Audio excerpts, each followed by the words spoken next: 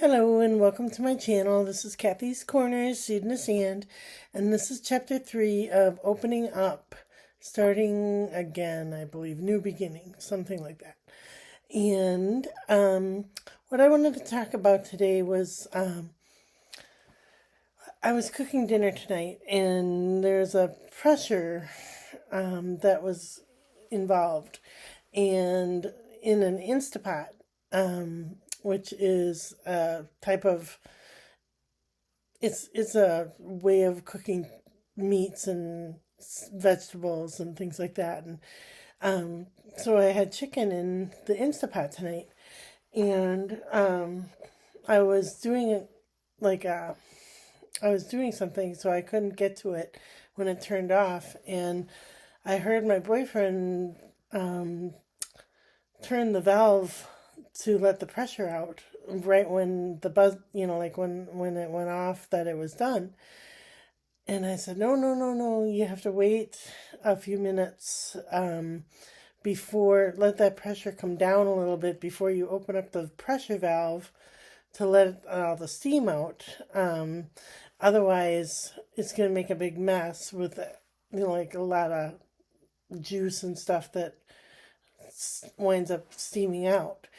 And I got to thinking about that pressure cooker, Instapot type thing, and how that applies to our lives, where we build up pressure in our lives. We build up so much pressure, and sometimes we need that release to, turn that knob to release that pressure. But we can't do it in the, like right when the buzzer goes off. We have to give it a little time to naturally release that pressure before we speak or act out in anger or frustration or in anxiety or however you want to say it. So I was thinking that visual tonight of, you can either let the valve go and let the steam out at high pressure, like when it's like full of hot pressure, or you can let it naturally release a little bit, and then after a few minutes or after a little bit of time, when that boiling pressure is calming down, you let out the pressure, and it's not quite as strong as or sharp or harsh as straight out opening up that valve the minute that the buzzer goes off and the pressure is at its peak. We're just going to let it naturally calm down a little bit and then say it beautifully. Say it magically. And yeah, so I was thinking about that tonight, and I didn't want to wait till tomorrow to do that. So I'm not going to do one in the morning. I just did this one tonight. And yeah, so I was thinking about that. These are the classic tarot cards. And sorry. All right. I picked one for the past, one for the present, and one for the future. And I'm thinking of like past lives, and so for the past is the High Priestess, which is the feminine archetype of,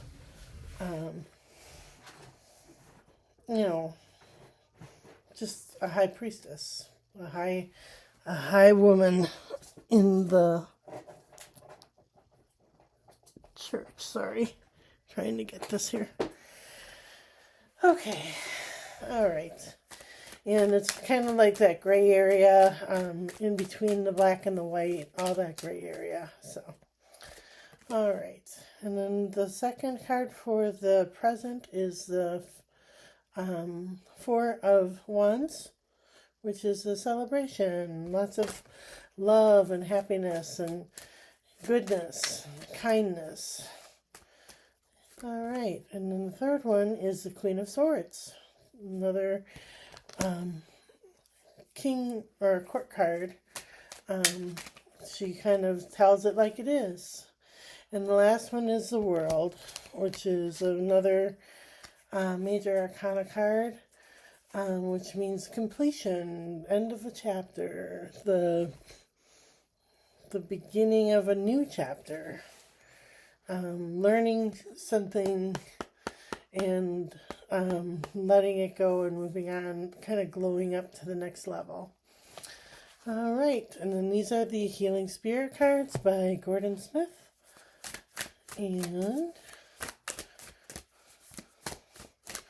they look like this.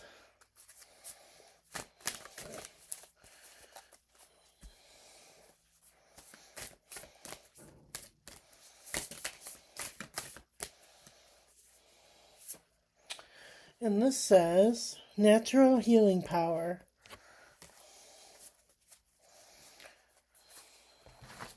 I think it's about nature. I think we've had this one in the past. All right. It says, the best way to bring healing and balance back into a life that is out of sorts, is to spend a day in nature. Healing spirits and helpers work hard. Sorry, I need my reading glasses.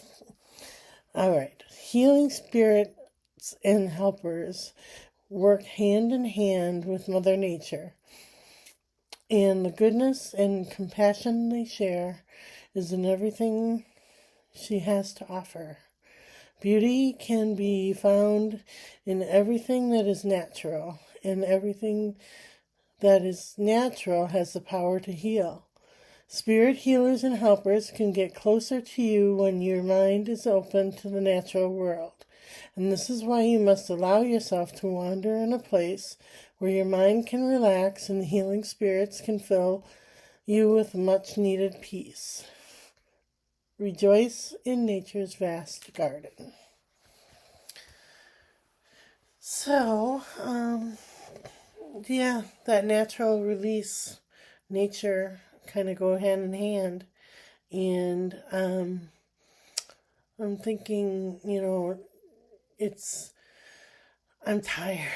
I don't know if you notice this, but I'm very, very tired lately. And I need to release this pressure that I've had build up that says you can't do this, or you can do this, or you should do this, or you won't do this, or if you don't do it now, when will you do it? A lot of pressure on me. And so I'm kind of just learning how to speak from the heart, listen to my soul, listen to my spirit, listen to nature, listen to that natural release. And then when it's time to say it beautifully, say it magically, say it, what's another great word? You choose to say it, amazingly, I guess you could say. You choose not to fight. You choose to say it beautifully. And that goes with that Instant Pot, I'm sorry. Yeah. So less reactive to people that are bothersome or build up that pressure. And sometimes we build it up within ourselves. Really, who am I fighting against? Who am I up against? I don't know. But it just seems as if, if there's something that goes wrong, there's a hot seat, and there's something that can be really bad. So I could just hide away and never emerge, or I can say, you know what? My story matters, and I want to help other people with my story, and I want to become somebody who shares my story and believes in my story and believes in my gifts and believes in what I'm doing in my life. And so, yeah, so that's what I choose to do. I choose to share my life with others.